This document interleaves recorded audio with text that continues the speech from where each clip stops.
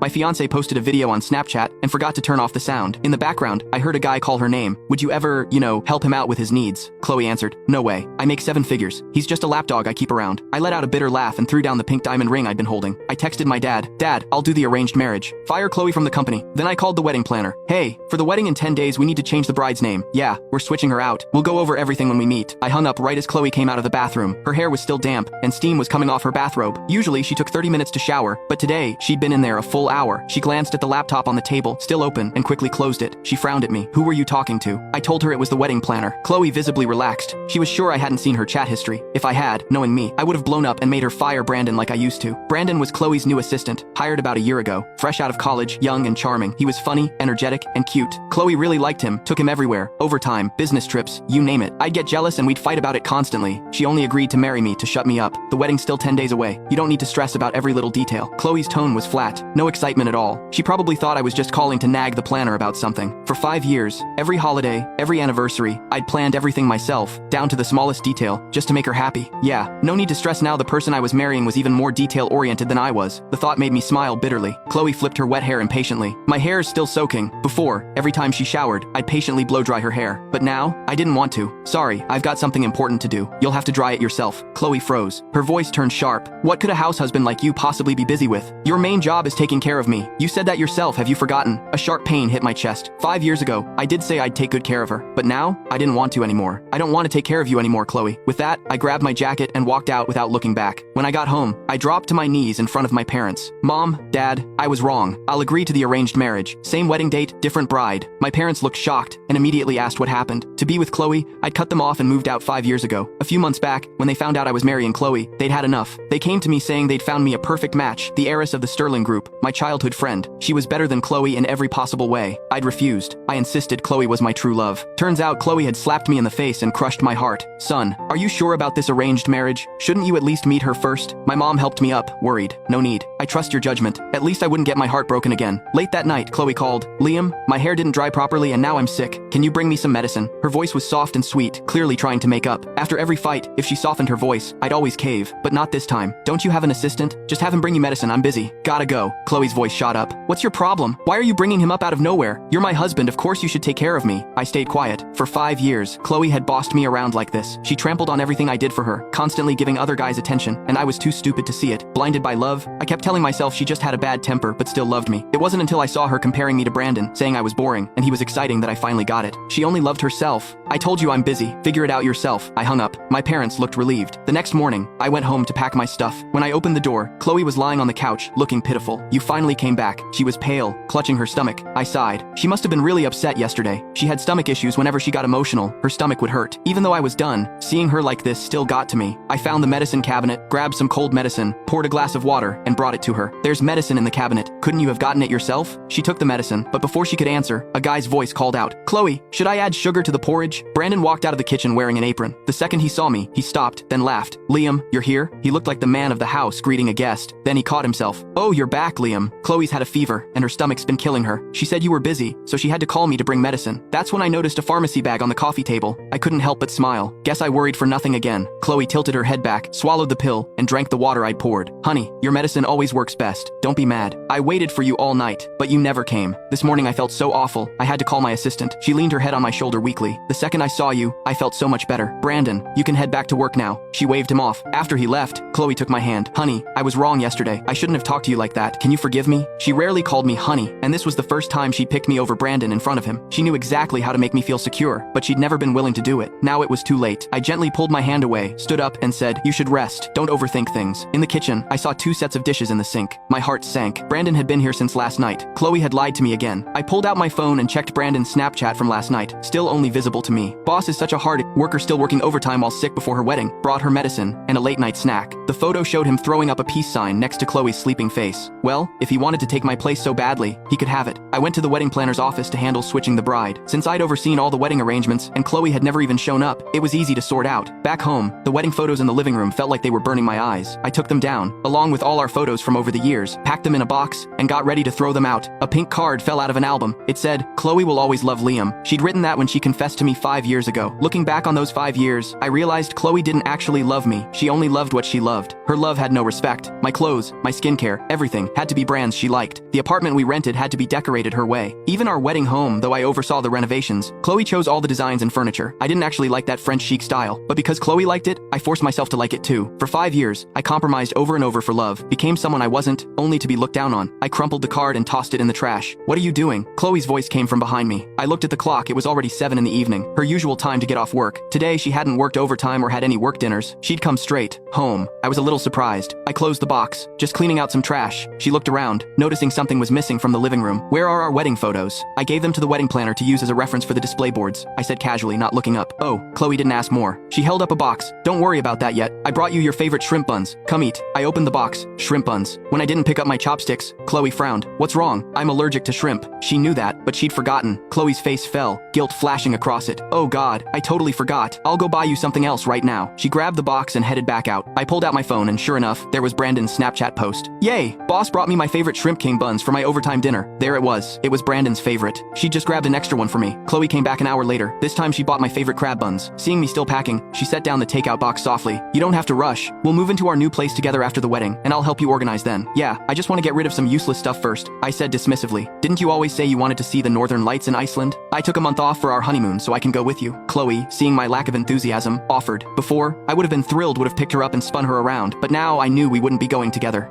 Seeing me staring at the torn-off calendar on the table, Chloe finally frowned. When did you buy that countdown calendar? A bold red 5 was marked on it. I bought it yesterday. 5 days from now is the most important day of my life, so I'm keeping track. My tone was flat, but Chloe's eyes lit up. Oh right, 5 days from now is our wedding. You're so thoughtful. She grabbed my face and kissed me, but then her phone rang. After one glance, her expression changed. Honey, something came up at work. I need to go back for overtime. I nodded, then stood up and started carrying the box outside. I'll take out the trash. You don't need to come down, it's cold out. Chloe eagerly grabbed the box and left. All she had to do was open it and look inside to see that the trash was our wedding photos, our couple's albums, and the confession card she'd written. If she'd seen it, she would have realized I was leaving. If she'd realized, she would have come back, desperately trying to keep me. Unfortunately, she never found out. Late that night, I scrolled through Brandon's Snapchat. Suddenly got diarrhea during overtime. Good thing my boss is taking care of me. So happy. The picture showed Chloe with her sleeves rolled up, holding medicine and water. Must have been those shrimp king buns. Good thing I didn't eat any. I went out with my old friends and had a long night of drinking. Before, Chloe wouldn't let me drink and didn't like me having my own social life. Now, I was finally free. I woke up from my hangover late the next afternoon. Chloe walked in and said out of habit, I worked too late yesterday, so I just crashed at the office. She took off her coat tiredly, sniffed the air, and frowned. Where's that alcohol smell coming from? I drank too much with friends yesterday. Just crack a window. She frowned, unhappy, but after looking at my face, she said nothing. Right, she could spend all night taking care of her assistant and lie to me. What right did she have to control me? Glancing at the bold red 4 on the calendar, she seemed to remember something. Oh, by the way, your birthday's in 2 days. Do you want anything? She reminded me, and only then did I remember my birthday was coming up. No thanks. I don't want to celebrate. I echoed her own words from before. On her birthday that year, I prepared a whole table of food, waiting for her, only to be told, I'm really busy at work and I don't want to celebrate my birthday. You don't have to wait for me. Later I found out from Brandon's Snapchat that Chloe was closing her eyes and making a wish over a cake. Turns out she did not want to celebrate her birthday, she just didn't want to celebrate it with me. We'd had a huge fight that day. I yelled, asking her who she was thinking of when she made her wish. She said I was being petty, that her coworkers had forced her to celebrate and she couldn't refuse. She seemed to remember that, guilt flickering in her eyes. No way. That's your last birthday before we get married. I have to make sure you celebrate properly.